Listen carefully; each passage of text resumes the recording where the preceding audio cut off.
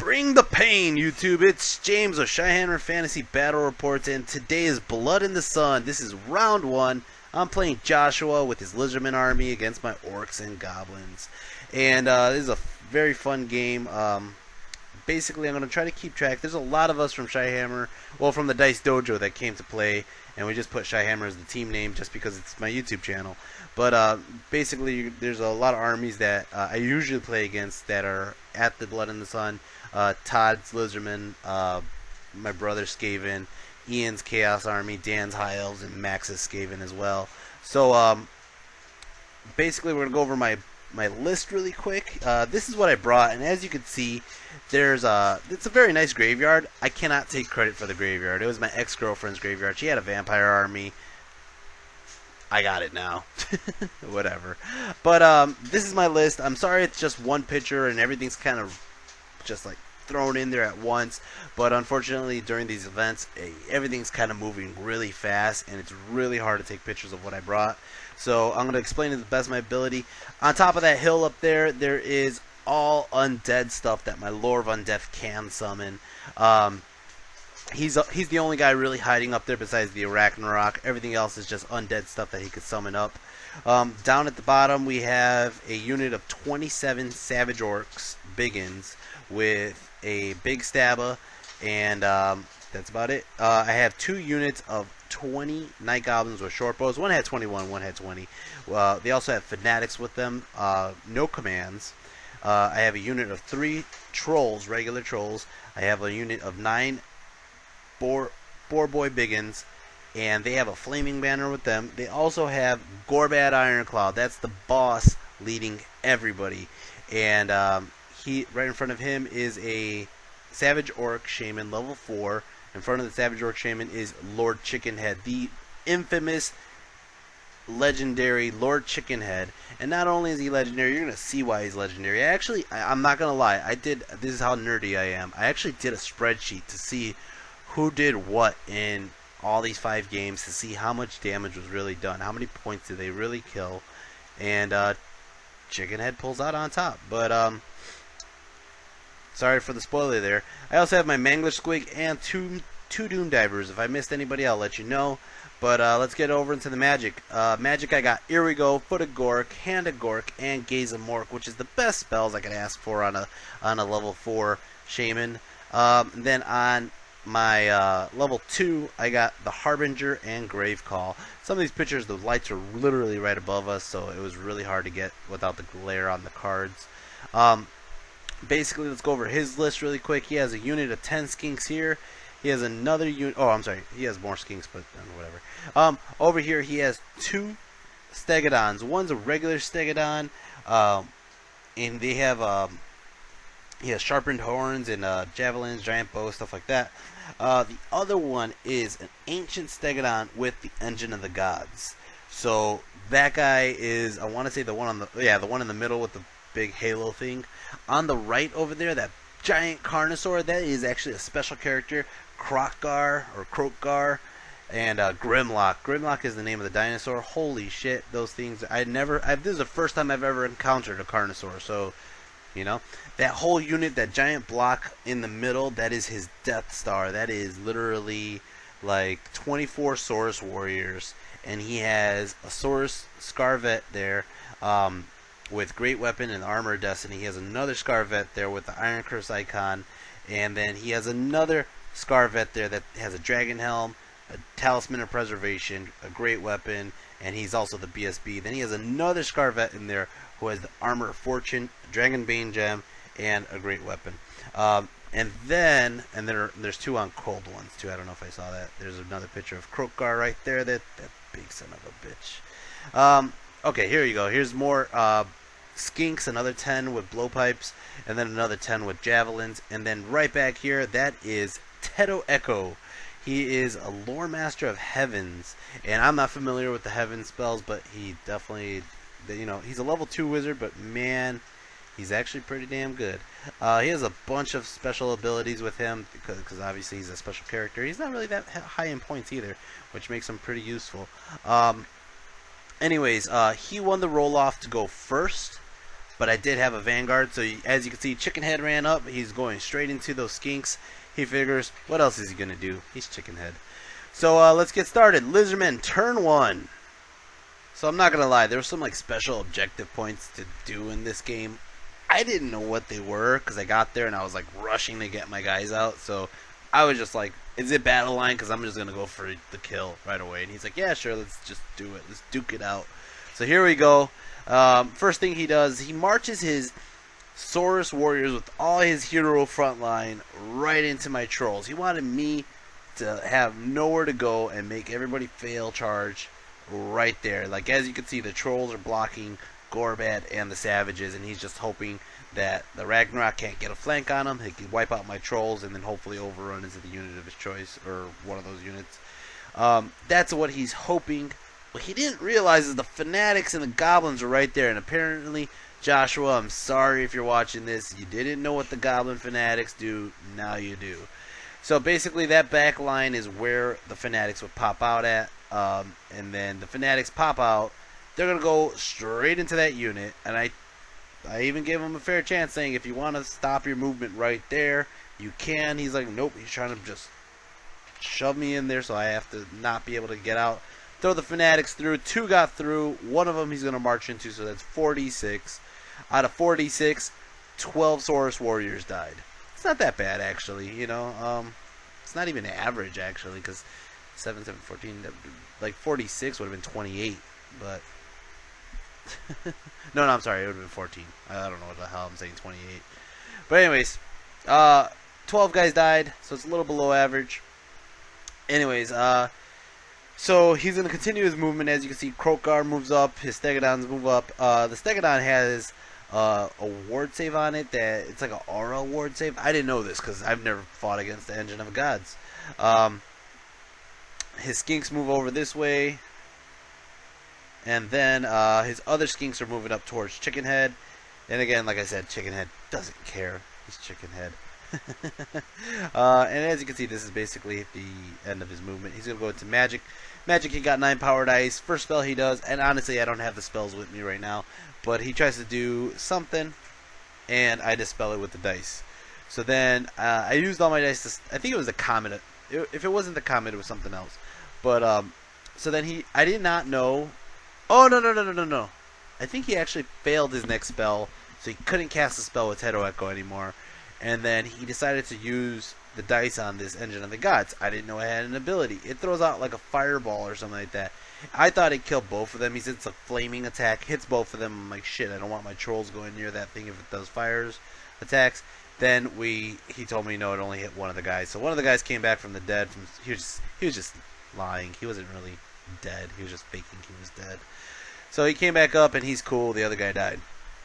The skinks are going to go ahead and start off our shooting phase. They're going to go ahead and shoot at these skinks shot at the Ragnarok, did nothing. These skinks here shot at Chickenhead. Chickenhead got 3 wounds. He did 3 poison attacks. And Chickenhead did 3 armor saves, 3 up. And basically that's it. That is his turn 1. We're going to go into Orcs and Goblins. Let's go ahead and charge with the Savages and the Trolls. They both get in. That's going to just be an auto-win, more or less. And then the Ragnarok, he's kind of stuck. He had nowhere to go, so he decides to go around this thing. I know he could go over it, but at the same time, Kroq Gar's a little bit too far in, and he can't, like, get in there. So, I just moved the Ragnarok to the side over here. Find out the forest is a normal forest, so it doesn't even bother me. Totally forgot to tell you this. Chickenhead charged in over here. Of course he's in. I think that's even just under 9 inches anyways. So Chickenhead's in. And then over here my Fanatic died from doubles. He wanted to stay dead. He really felt like he did his job and he didn't want to do anything else. You know? Magic phase, I got 8 power dice, but I decided to channel 1 more, so I got 9 power dice. I throw 4 dice onto Grave Call. And I believe he dispels it the first time. So then I go ahead and I throw 5 dice onto the Foot of Gork. I throw it right onto his Ancient Stegodon right here, and unfortunately it drifts off and goes this way. I roll 4, 5, or 6 to do it again, and I roll a 2, which means nothing happens. My Foot of Gork was basically a wasted frickin' spell, and that's that. Anyways, I'm going to go into shooting phase. My 21 Night Goblins. There's one missing right here, and I dropped it. Somebody found it, and it was like broken into pieces when I found it, but I put them back together already. 21 Night Goblins shot at these skinks here. They killed off 4 of them, which is actually pretty impressive. I've never seen Night Goblins actually kill that many guys in one shot. My Night Goblins, at least. These 20 over here on this side, they decided to take shots at these guys over here. They only killed 1. That's more like my Goblins. And then I didn't move my Ragnarok's full movement, so I used his archers on top, and they killed off 1 more. And I'm gonna go into the Doom Divers. Doom Divers decided to go for an Ancient Stegodon. They were trying to figure it out, and then he's like, that one has a ward, and I was like, oh, they get wards? And he's like, well, that Engine of the Gods gives them the wards. And I was like, alright, I'm gonna shoot at the Engine of the Gods then, because I don't want everybody having wards. So I shot both the Doom Divers at him, and both got a direct hit. Look at that, direct hit, direct hit. 2d6, that is 9 out of 9. Look at those wounds, 6 wounds. He does not save enough, and he dies. So my Doom Divers took out this Ancient Stegodon with the Engine of the Gods in round 1. Good job, guys. Impact hits from the big stabber, and it ends up killing off 2 Saurus Warriors, 2 little chump guys. And then all his Scarvets are actually faster than most of my guys. I mean, most of them have great weapons, so the ones with great weapons aren't going as fast. But they end up killing off one of my Trolls, which that kind of sucked. And then my Savages go next. Savages kill off. I mean, I only have like 4 Savages that can attack. And as you can see, only 2 of them are really touching the one spot that's missing. That was the BSB, and I was just like, you know what, I'm just going to try to swing at the BSB because I really can't do anything. The other guy next to the BSB is riding a cold one, like, with a 1-up armor. I'm like, I'll just go for the BSB. He's standing on foot. And sure enough, I killed him. I didn't expect that to happen. Did 2 wounds, and yeah, he just went down. And then he's going to go ahead and attack back. He puts an extra wound onto a troll. The other trolls kind of regen most of the wounds that were done to him. Savages really don't do much. He ends up killing off 2 savages with one of his heroes. I believe the trolls, I think I decided to puke on some guys maybe. Got 1 more kill there. Anyways, it wasn't really a high kill thing. He did a total of 6 wounds. Okay. I did a total of 5 wounds. I charged. He doesn't have a BSB, but he does have a banner. I have a banner. I have more ranks. I actually won combat resolution by like 1 or 2, and he failed his leadership check. He failed it. I'm going to go ahead and obviously overrun, and I catch him. I kill him.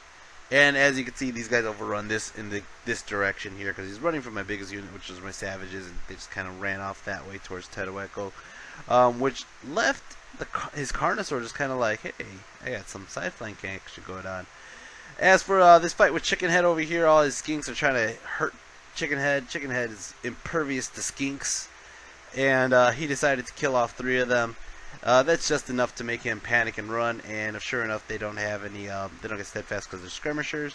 They have to roll like on double 1s, and they run. And Chickenhead gets his first kills of the game, of the day, of the weekend, and he takes out some lowly level skink warriors. I'm actually going to put a little counter here and put how many points that was.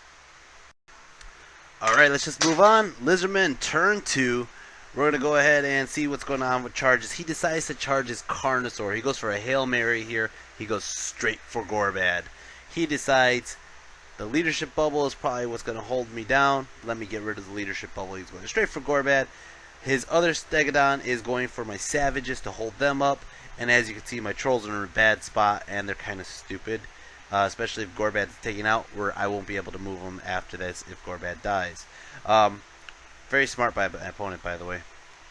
So Stegodon gets in. It's gonna get. He has sharpened horns too, so he's gonna get like a shit ton of impact hits. And then we have Tetto'ekko over here doing the magic phase.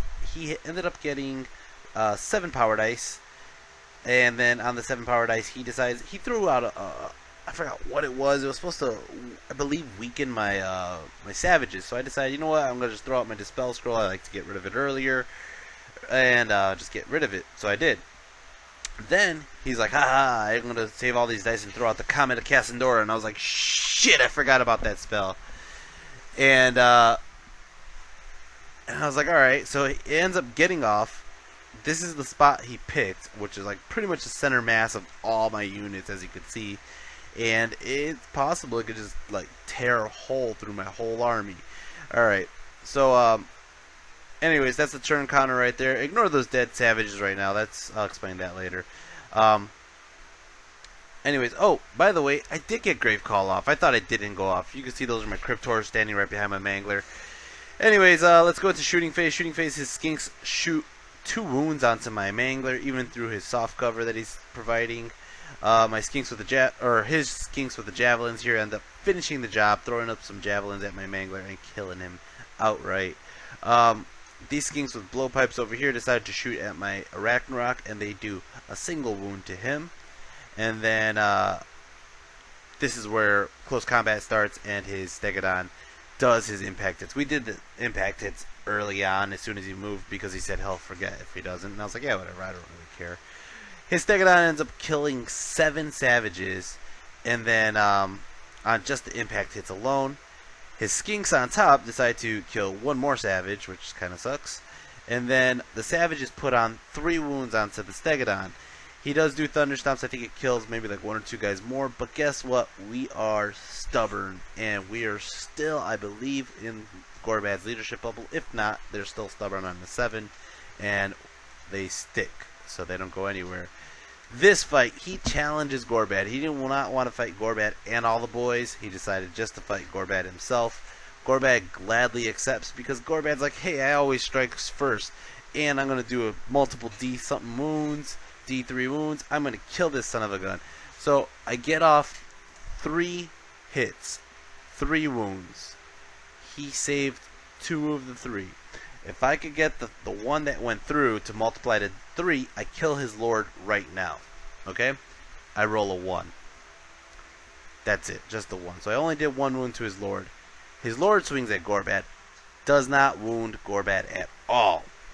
His dinosaur decides to take a bite. His dinosaur does 3 hits, 3 wounds, strength 7. Just tore a new asshole through Gorbad and ate him, and ate his pig too. His Carnosaur is just chomping on Snarla, eating up his chunky bones, his chunky meat in the frickin' pig, and just ate him. And they're using Gorbad's scythe as a toothpick. That's fucked up. It makes me lose combat resolution. He did 3 wounds, I did 1. I have a banner. I lost my rank because the guy's gonna fill in. I am steadfast, but I am only at a leadership 7 and my BSB is dead now. And my boar boys run. His Carnosaur chases me off the board, and the Carnosaur is off the board as well. That sucks, and it's extremely scary this early on in the game.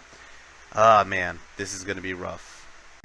Alright, my turn. Orcs and Goblins, turn 2. Okay, my general just got eaten by a dinosaur. I'm going to go ahead and try to charge the trolls into the skinks. I'm going to charge the the cryptors into the skinks. My trolls failed stupidity, by the way, so they did not charge. They just decided to stumble forward. The cryptors did get in, and my Arachnarok moved around. He's actually checking out Tetto'ekko over there. Either the Stegodon or Tetto'ekko. I kind of put him this way so in case Stegodon gets away, I can just go for Tetto. Over here, you can see basically my new strategy right now is get away from the board edge the Carnosaur is on, because he's going to come back on and just start eating whatever he wants to eat. So I move my level 4 off that hill, and my Doom Divers are left back there, and everybody else is just kind of in the middle of the board already. Magic phase starts, and his Comet of Cassandora decides to come up down right now.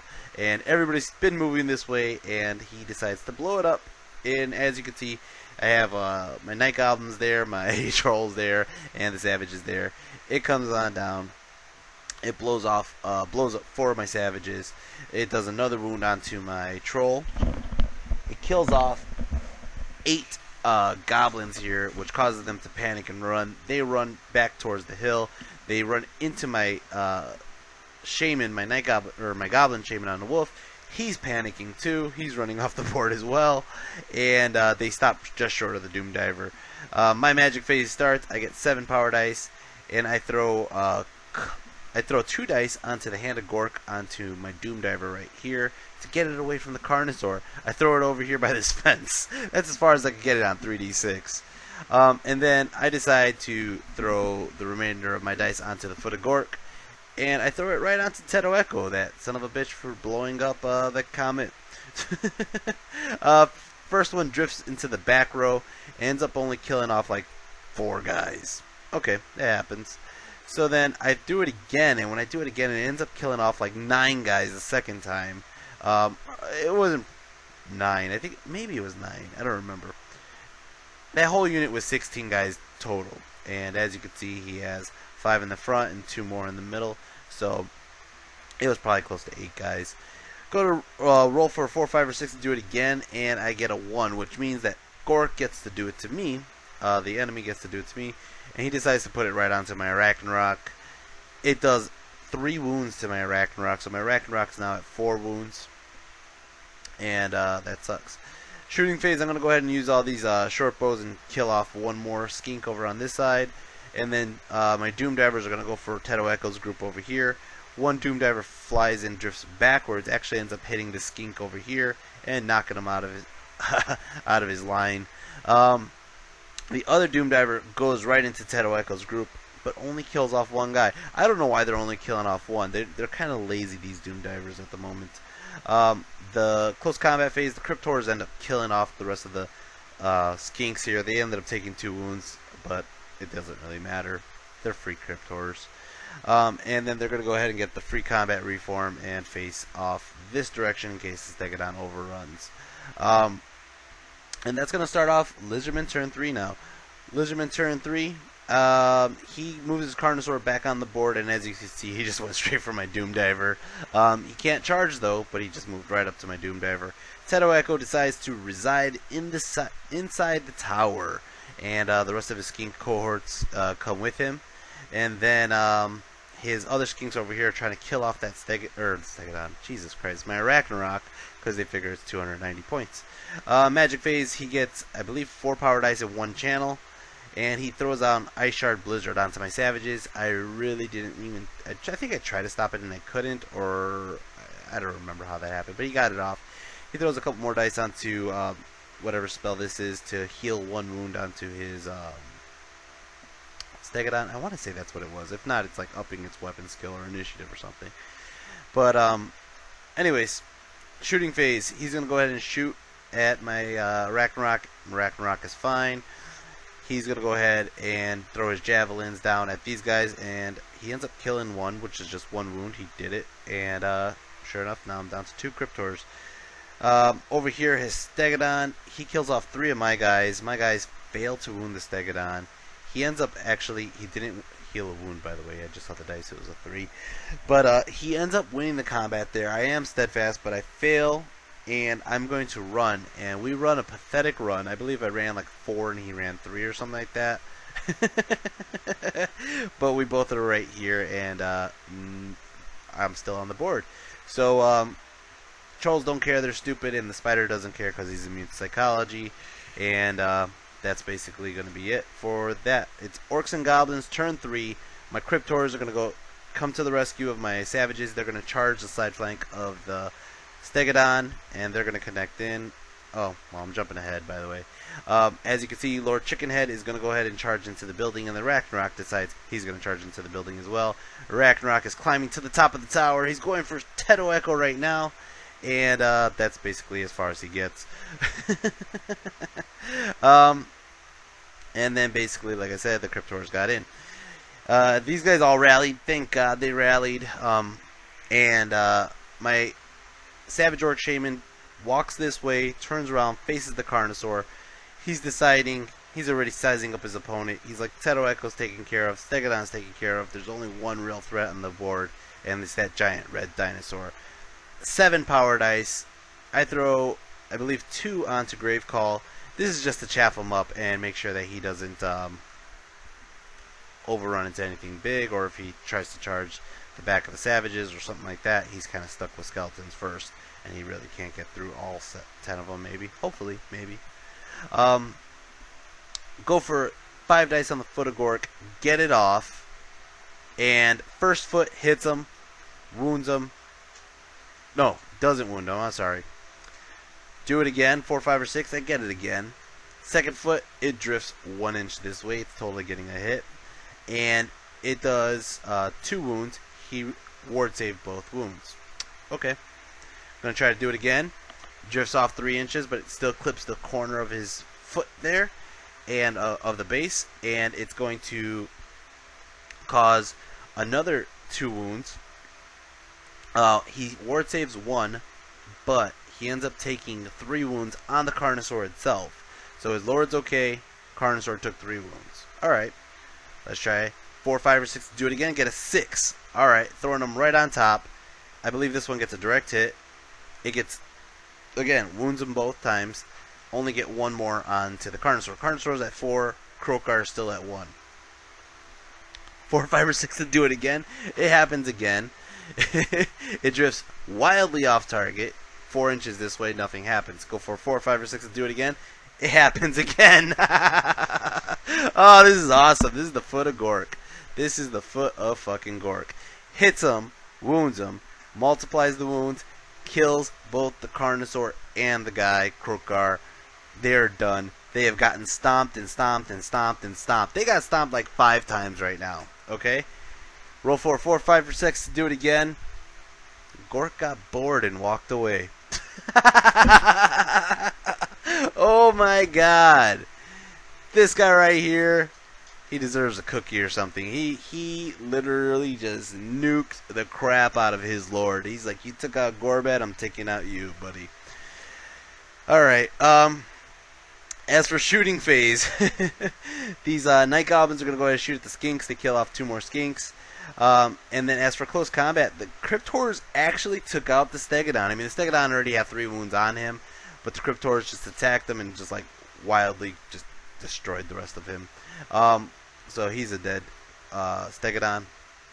And as for this fight up here between the Arachnarok and Chickenhead, okay, I'm counting this all for Chickenhead, even though the Arachnarok had an assist, because that's how Chickenhead works. He's the assistant. But they end up killing off Tetto'ekko and the remainder of the skink cohorts. So we get full points on that for killing off that unit. Basically, that's the end of the game, guys. That is it. We ended up killing off... oh, let me get the counter on for Chickenhead as well.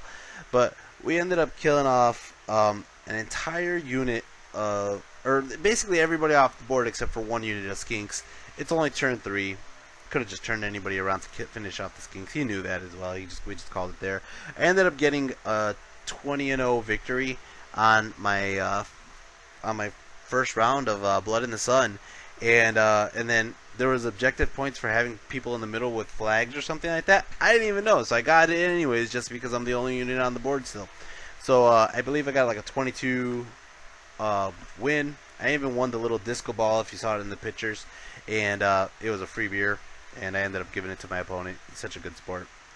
I had a fun game, Josh. Thanks a lot if you're watching this.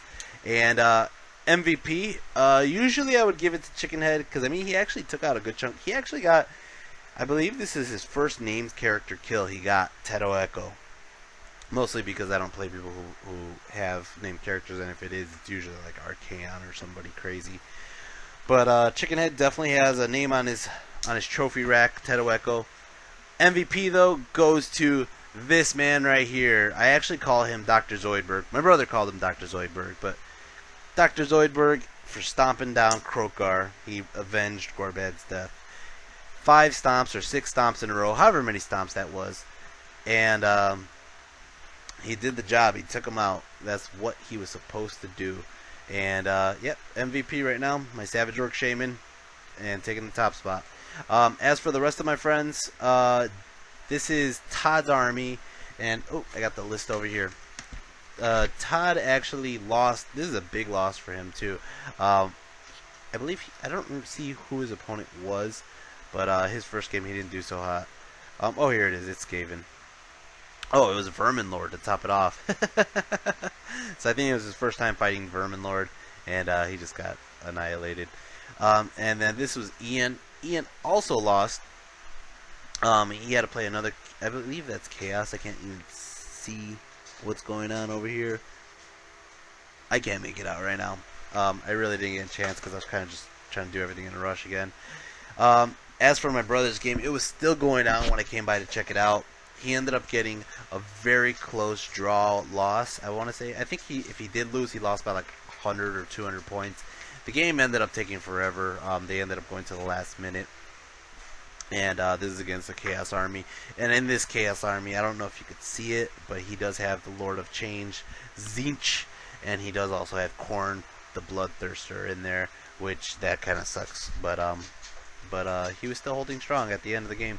And then over here, this is Max's game. Max was losing pretty bad at this moment right now. You can see he just has one unit of Skaven slaves running away from basically gyrocopters and dwarves and Hellblaster guns or organ guns or whatever they are.